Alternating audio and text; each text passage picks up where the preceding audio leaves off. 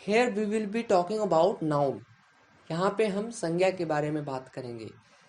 Parts of speech जिसमें noun, pronoun, verb, adjective, adverb, preposition, conjunction, interjection आता है. Noun सबसे पहले पढ़ा जाता है. Noun is a name of a creature, place और thing.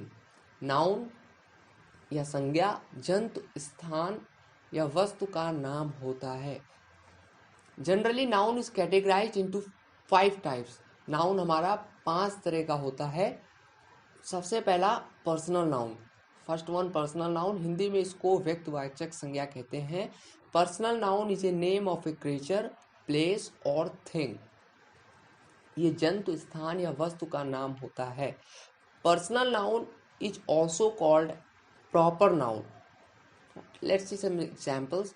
First one, he took a year to complete the project. उसने 1 साल लगा दिया प्रोजेक्ट को कंप्लीट करने में. Second one, this pen is very costly. ये जो कलम है बहुत महंगी है. In this sentence pen is a personal noun. Number 1 sentence में हमारा प्रोजेक्ट पर्सनल नाउन था.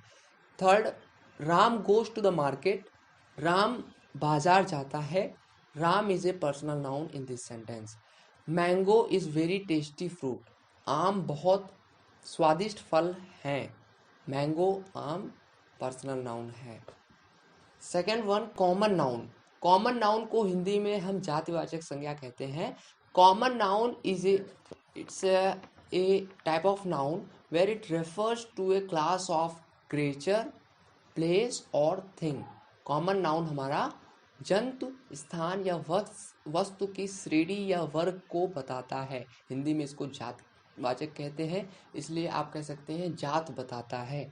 Example, boys go to the market. यहाँ पे हम किसी लड़के की पर्टिकुलर नाम नहीं ले रहे हैं.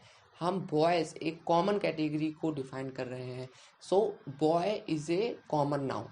River Ganga is holy. Here river is a common noun. I want to become a singer. मैं एक सिंगर बनना चाहता हूँ. Singer is a common noun. My country is very peaceful. मेरा देश बहुत शांतिपूर्ण है. Country is common noun. Coming to the next one, collective. Collective को हिंदी में समूह कहते हैं, समूहवाचक संज्ञा. It refers to A group of creature और थिंग. कलेक्टिव नाउन हमारा क्रिएचर या जंतु या वस्तु के बारे में बताता है. For example, he has a pack of cards. उसके पास कार्ड्स का पैक है. Buy me a pair of shoes. मेरे लिए जूतों का एक पेयर चाहिए, खरीद दो. I saw a pride of lions. मैंने शेरों का एक झुंड देखा. These all sentences come into collective noun here. Pack of cards, pair of shoes, pride of lions. These are all collective nouns. Next coming to material noun. Material noun को हिंदी में पदार्थवाचक संज्ञा बोलते हैं. It is a name of a material. Right? ये किसी पदार्थ का नाम होता है. For example, gold is very costly. Gold हमारा एक पदार्थ है. So it's a material noun. I drink a glass of milk every day. मैं एक ग्लास दूध रोज पीता हूँ. Milk is a material noun here. Did you take the medicine? Here medicine is a material noun. क्या आपने दवा ली? Coming to the next and the last one, abstract noun. Abstract noun को हिंदी में भाववाचक संज्ञा कहते हैं. भाववाचक संज्ञा से आप समझ रहे होंगे कि ये भाव को व्यक्त करता है. It refers to a thing that does not exist as a material object. You can not define it. You can not touch it, sense it, hear, smell or do anything. You just cannot feel it. So we can also say that as it is something that is abstract. It exists only in mind. It can be an idea, quality or state. ये हमारा विचार, गुण या स्थिति या अवस्था हो सकती है. Dreams come true. For example, dreams come true. Here dream is a abstract noun. Dream हमारा कोई वस्तु या किसी प्लेस या किसी व्यक्ति का नाम नहीं होता है। It's a abstract but it is a noun. Life is beautiful.